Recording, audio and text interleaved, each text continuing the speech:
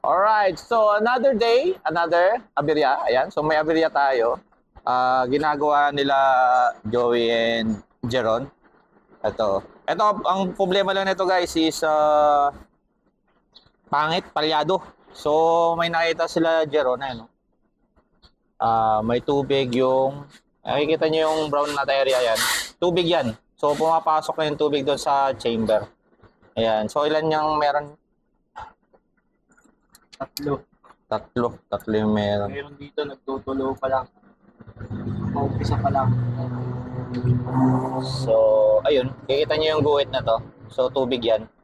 So, sa ano yun, sa cylinder 3. Yung, Sa 2. ito ay sa 2. So, malinaw. Ayan, kita nyo.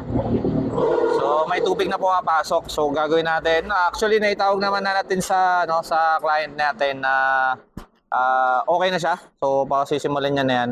Bubuksan natin, top overhaul, and then, yun. Tingnan natin kung ano yung mga tinamaan sa loob. And sana is hindi ganun kalaki. Alright.